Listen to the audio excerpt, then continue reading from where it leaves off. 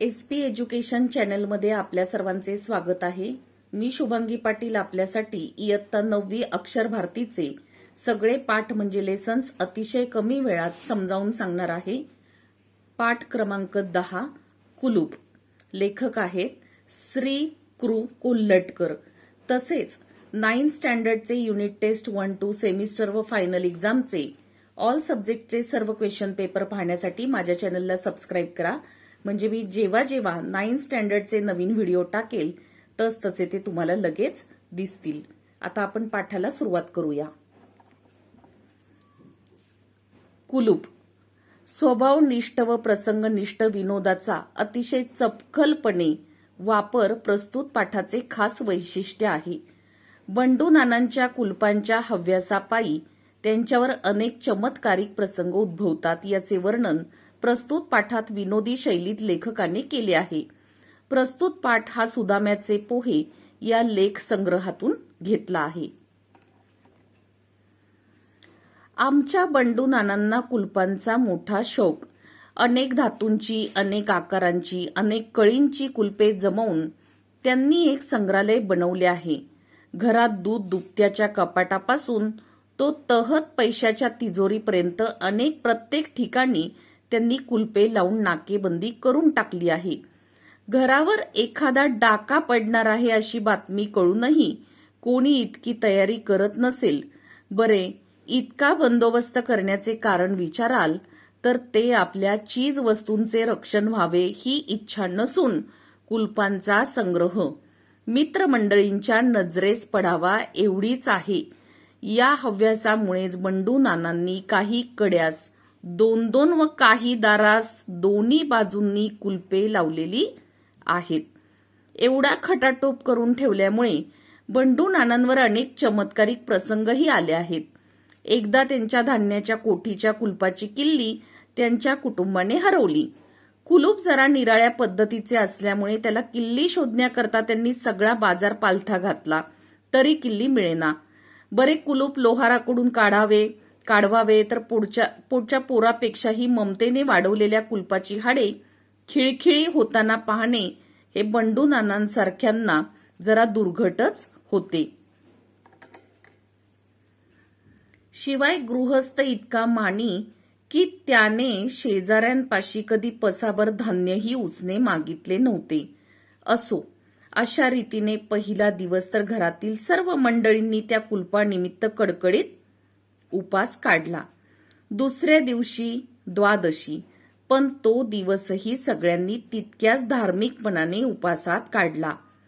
नानांचे तर डोळे पांढरे होण्याची वेळ आली।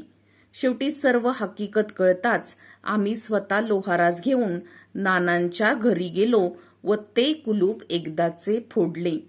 पण त्यामुळे नानांचा आमच्यावर इतका गुस्सा झाला की ते 15 दिवसपर्यंत आमच्याशी नीटपणे बोलेनातच।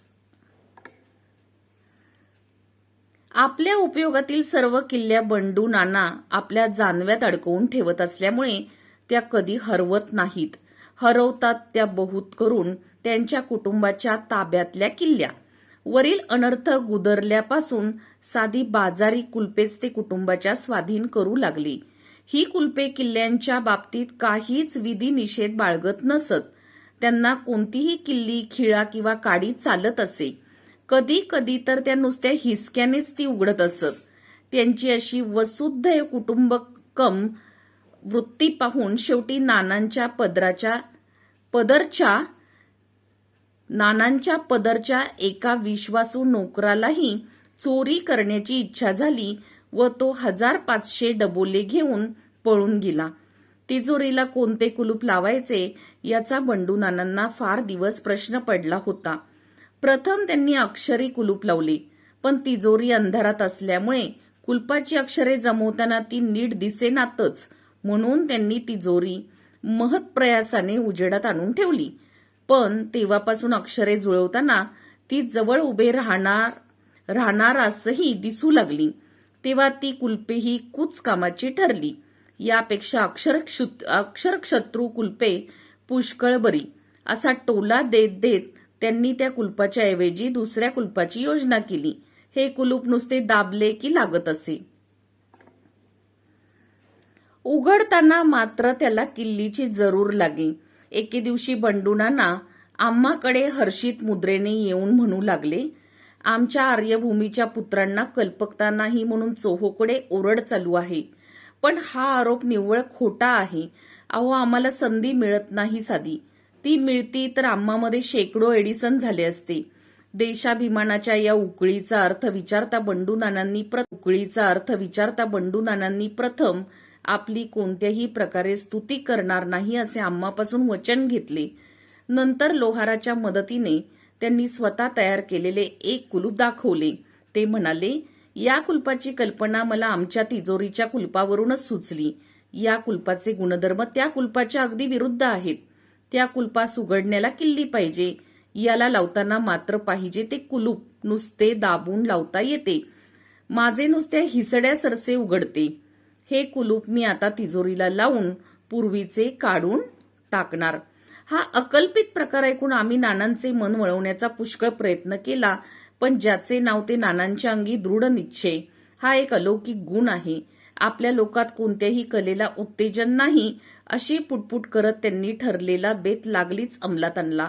थोड्याच दिवसात आमच्या अनुमानाप्रमाणे तिजोरीची चोरी झाली. तेव्हा तर नानांचा तिळपापड झाला. ते म्हणाले, आमच्याकडे चोर सुद्धा देशबुडवे व कलेला आश्रय न देणारे असतात.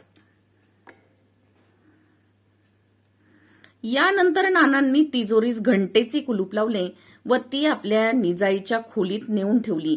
ते म्हणाले, आता मात्र चोर माझ्या हाती निसंशय सापडणार.